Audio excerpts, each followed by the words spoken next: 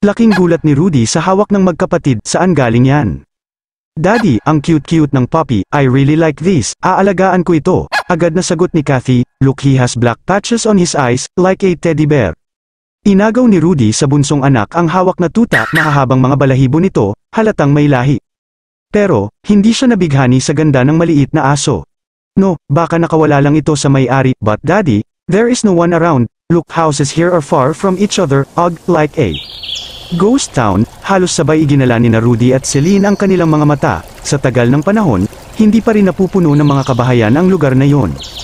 Marahil, dahil sa pinakadulo sila sa baryo, malayo sa palengke, o sa mga establishmento, at dahil na rin sa pribado ang mga lupa sa lugar nilang yon.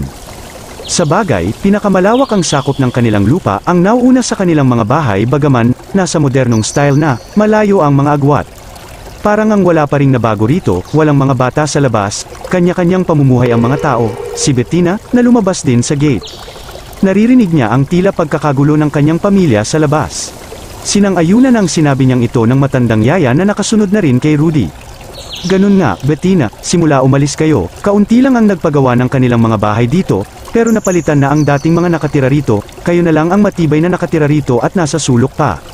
Hindi madalas tinatawag na ma'am o sir ng mag-asawang Mang Deroy at Aling Gloria sina Bettina at Rudy, dahil ang mag-asawa ang halos nagpalaki kay Bettina, anak ang turing nila rito. Gayon din naman si Bettina na halos mga magulang na ang turing sa matandang mag-asawa.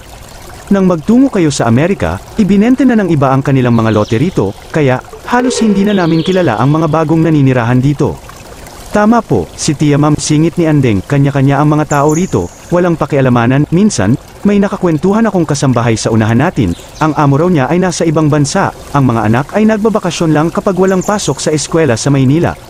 Kitang-kita sa sikat ng araw ang lugar ay halos napapaligiran ng matataas na mga damo at halaman, marami rin ang matatandang puno sa paligid. Lagi naman namin ginagapas ang mga damong yan sa harapan natin, mabibilis lang talagang lumaki. Sinundan ni Mang Deroy ang sinabi ni Andeng na sumunod din sa kanila sa gate, sa kasabay silang napatingin ni Bettina sa matabang tutang ngayon ay hawak na ni Rudy. Oh, ang gandang aso pagkamangha ni Bettina, hahawakan ito ang tuta. Subalit huwag, ibabalik ito sa owner, ayokong masabihang magnanakaw tayo. Matigas ang boses ni Rudy, kaya mabilis na kinuha ni Mang Deroy ang tuta mula rito. Sige po, ako nang maghahanap sa may-ari nito. Kitang-kita ang biglang pagkalungkot sa mukha ni Kathy, mangyak-ngiyak itong nagtatakbo sa loob ng bahay, nagkatinginan ang lahat sa ginawi nito. Binalingan ni Rudy ang asawa, you saw your daughter's behavior, because you spoiled her sa Amerika. Tila napahiya si Bettina sa pagtaas ng boses sa kanila ni Rudy, mangangatwiran sana ito pero maagap si Celine, ako na pong bahala kay Kathy. Sinundan ni Celine ang bunsong kapatid sa loob ng bahay, saka nagsipasok na rin sina Aling Gloria at ang napapailing na si Bettina at naiwan si Rudy sa labas. Dahil hindi niya maintindihan, simula bumalik sila sa lumang bahay na iyon malakas ang kabog ng kanyang dibdib.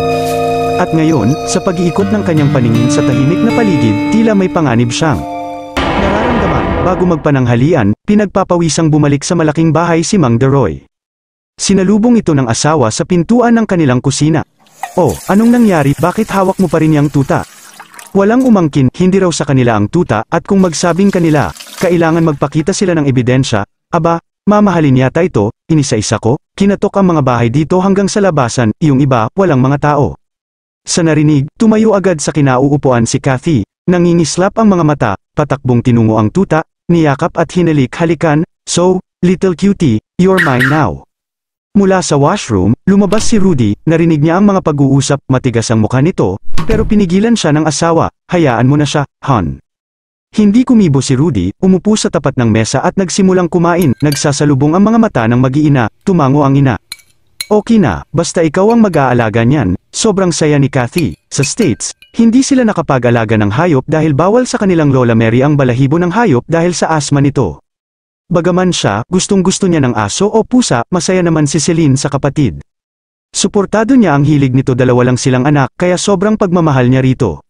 Pagkatapos kumain, agad binuhat ni Kathy ang tutang pinangalanan niyang Cutie, na tiyak nilang lahi ng balahibuhing aso mula sa isang veterinarian.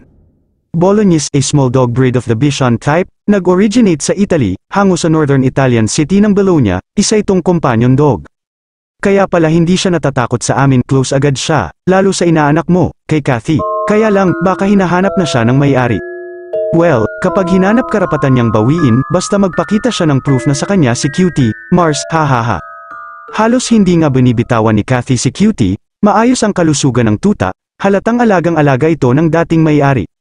Habang nagkukwentuhan ang kanyang ninang at ang kanyang ina, kasama sina Celine at Andeng, inilabas ni Kathy ang tuta sa klinik para laruin ito.